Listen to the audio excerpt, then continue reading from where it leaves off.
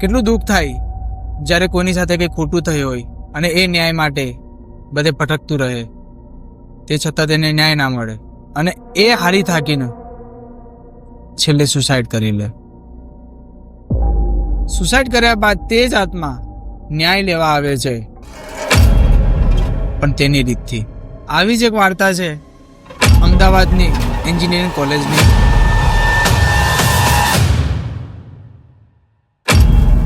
એવું સાંભળ્યું છે કે એ અમદાવાદની એન્જિનિયરિંગ કોલેજમાં આત્મા આજે પણ ન્યાય માટે ભટકે છે. પેશન્ટને મોટો ડીપ મેન્ટલ શોક લાગ્યો છે. પણ જેવા એ લોકો બી વિંગ પાસે પહોંચ્યા ત્યાં સુરેશભાઈનો અવાજ થોડો ઠંડો થઈ ગયો, ધીમો થઈ ગયો અને ધીમેથી રાકેશને કહે છે કે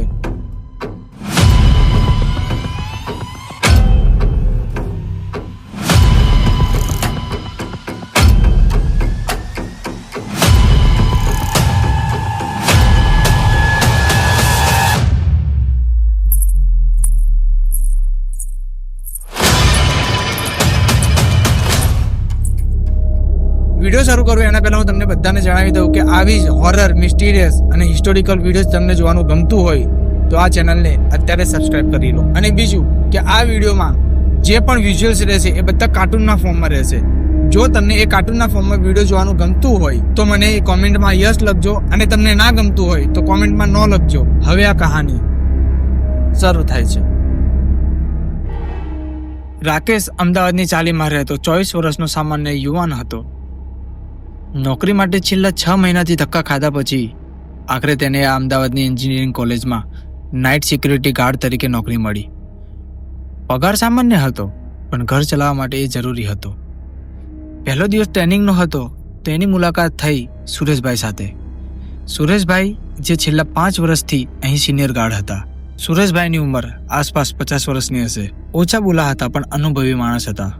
તેમણે રાકેશને આખો કેમ્પસ બતાવ્યો. એ વિંગ, એડમિન બિલ્ડિંગ, લાઇબ્રેરી બધું બરાબર હતું. પણ જેવા તેઓ બી વિંગ પાસે પહોંચ્યા ત્યાં તો સુરેશભાઈનો અવાજ થોડો ધીમો પડી ગયો અને પછી સુરેશભાઈ રાકેશને કહે છે કે જો રાકેશ, રાત્રે 12 વાગ્યા પછી આ બી વિંગમાં બને ત્યાં સુધી એકલો ના જતો, ખાસ કરીને 4થો માળ. કેમ સુરેશભાઈ, ત્યાં ચોરીનો ડર છે કે શું? ચોરીનો નહીં છોકરા, ત્યાં બીજી તકલીફ છે. બસ મેં કીધું એટલું માનજે મારા દીકરા. મને લાગે છે કે નવા છોકરાને ડરાવી રહ્યા છે.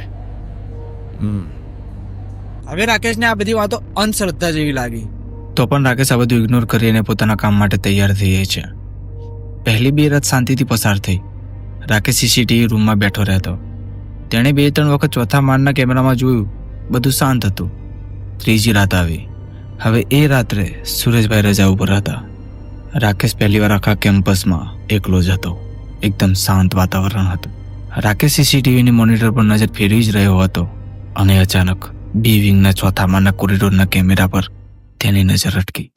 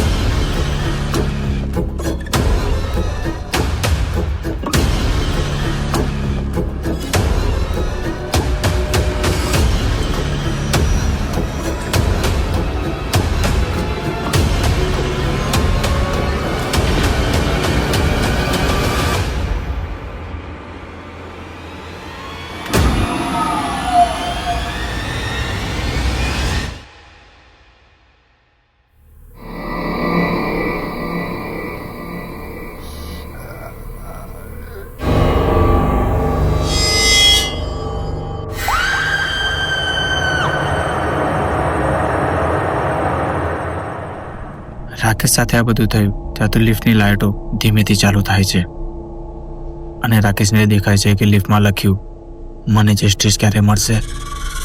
રાકેશ કંઈ જ નથી વિચારતો. જેવા લિફ્ટના દરવાજા ખુલે છે તે ગાંડાની જેમ ભાગે છે અને ભાગતો ભાગતો જઈને એના સિક્યુરિટી કેબિનમાં જઈને ખૂણામાં બેસી જાય છે. રાકેશ એટલો બધો મેન્ટલી શોક થઈ ગયો હતો, એને કંઈ જ નથી ખબર પડતી કે શું કરવું મારે. બીજો દિવસ થાય છે. ત્યાં તો સવારનો સિક્યુરિટી ગાર્ડ દિનેશ આવે છે. દિનેશ રાકેશની હાલતમાં જોઈને એ બી બહુ ગભરાઈ જાય છે. રાકેશને ચેર પર બેસાડે છે અને એ સુરેશભાઈ અને એમ્બ્યુલન્સને કોલ કરે છે. હવે રાકેશને શહેરની હોસ્પિટલમાં એડમિટ કરવામાં આવે છે. ત્યાં તો સુરેશભાઈ અને રાકેશનો દોસ્ત વિજય ત્યાં દોડીને પહોંચે છે અને જેવા ત્યાં પહોંચે છે ત્યાં તો ડૉક્ટર સુરેશભાઈ અને વિજયને કહે છે કે જુઓ, પેશન્ટને એક મોટો ડીપ મેન્ટલ શોક લાગ્યો છે.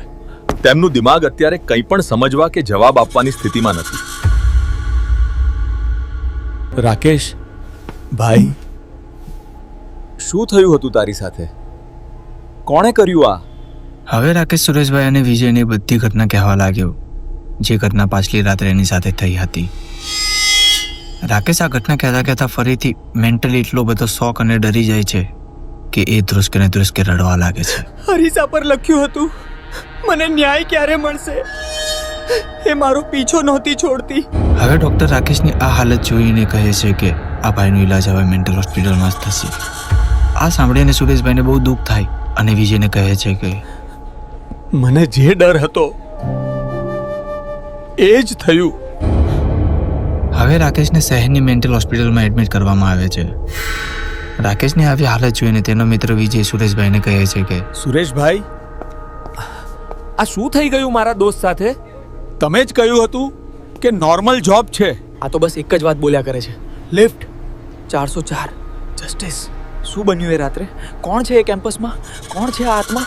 ત્યારે સુરેશભાઈ એક ઊંડો શ્વાસ લે છે ને પછી કહે છે, આ જગ્યા નોર્મલ નથી.